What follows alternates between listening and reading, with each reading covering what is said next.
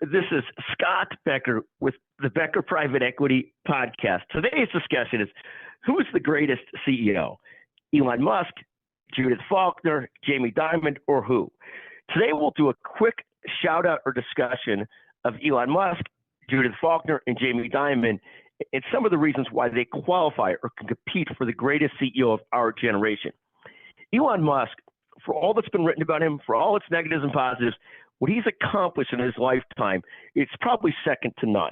Whether it's organizing space travel, kickstarting the electronic vehicle revolution, buying Twitter, starting Starlink, starting a multiple of other companies and things that he's done, the quintessential CEO, entrepreneur, plus enforcer, simply an amazing, amazing effort.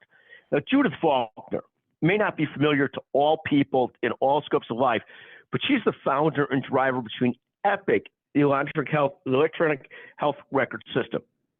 And the reason I put her up here is she had this unbelievable ability to stay singularly focused, and she's had the discipline, unlike so many other software drivers or company CEOs, to do multiple different things right. Aside from commercializing right, what I really respect about Judith Faulkner and the Epic team is the constant discipline on improvement over the years. Some of the other firms in the EHR space have worked hard to make themselves into cash flow animals, cash flow darlings. What Judith Faulkner's done is, yes, she's built an incredibly profitable company, but what she's done better than anybody else, in my perspective, is the discipline to constantly understand that the world of software and the world of business is to constantly improve.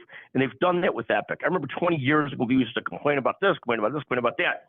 What's amazing is how Epic, over that period of time, not been afraid to get a test out, but then constantly recognize the game is constant improvement. She has done such an incredible job of leadership there. I love that they've built this whole ecosystem in Madison, the whole campus, like they used to do in Palo Alto for other companies and so forth. What she has done is truly amazing. So that's Judith Faulkner. And the third CEO I'll mention today, and maybe it's unfair, but in the financial area, Jamie Dimon has behaved and acted like no other. He's maintained JP Morgan Chase as a leading bank side by side with Bank of America. And what he's done is had this constant fortitude to speak common sense, to manage through an incredibly tumultuous era over a very long period of time like no other. Now, he's not the entrepreneur that Elon Musk is. He's not the constant software improver that Judith Faulkner is.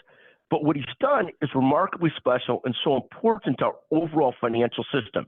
He's also acted at times as a statesman, trying to make sure that he's in the mix when there's failures of other banks. And yes, it's a plus minus because a lot of those things have rebounded to the benefit of JP Morgan Chase. But at the same time, his leadership, his stewardship, his leading this bank through an incredibly tumultuous area in the financial world is second to none. Now, you could look at him and say, well, he's not really that different in terms of being not the founder entrepreneur than Steve Jobs or Bill Gates, who turned over Microsoft to Satya Nadella at Microsoft, and Steve Jobs to Tim Cook. And both those leaders have done an incredible job at Microsoft and at Apple.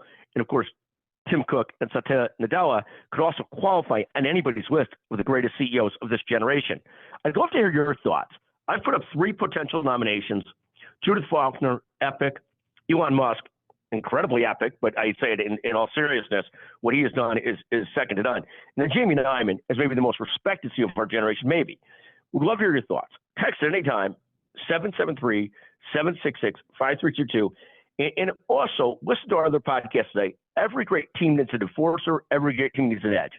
Thank you for listening. And thank you, as always, to our remarkable producer, the best in the business, Chanel Bunger, who's with us today. Thank you, Chanel. Thank you for listening.